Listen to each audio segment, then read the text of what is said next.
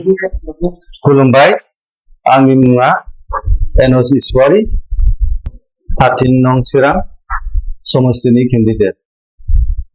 गिबियावनो आङो दिनै रायजो राजानिसिम आंनि खावलायनाय दिनै 13 चिरां समस्तिनि जानानै आङो कंग्रेस दलनि सासे केन्डिडेट आङो रायजो राजानिसिम खावलायनाया बेनो फैगोन 22 तारिख जे जोंनि इलेक्शन जानो गोनां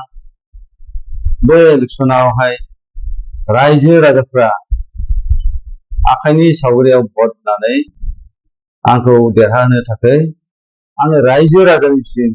आंनि गुरै खावलायनाय मानोना जोङो 2025 सननि बे इलेक्शनाव जोङो चिरां डिस्ट्रिक्ट हिसाबै जोङो 7टा समस्तियाव जोङो केन्डिडेट होदों बेनि गेजेराव आंबो सासे 13 नं चिरां समस्तिनि आङो रायजोनिसिम खावलायनाया बेनो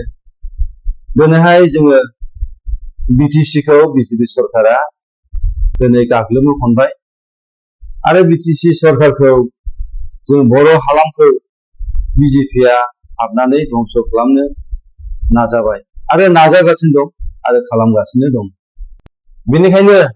जोङो कंग्रेसनि दला दिनै BJP खौ होखारनो थाखाय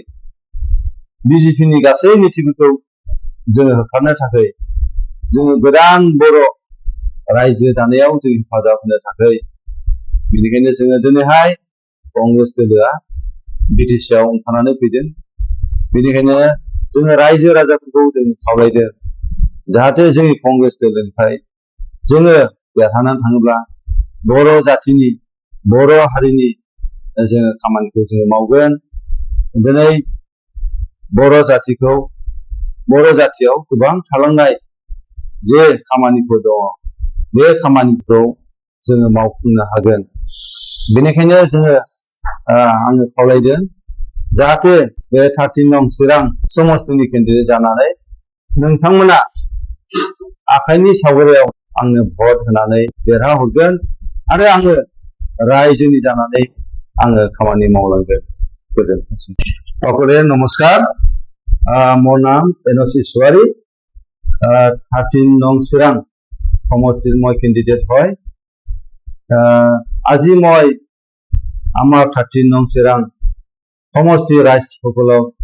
মই বিনম্ৰভাৱে অনুৰোধ কৰিছো আহি থকা 22 তাৰিখ যে ইলেকশন হ'ব এই ইলেকশনত আমার যে হাতৰ ছবি এই হাতৰ ছবিত ৰাইজে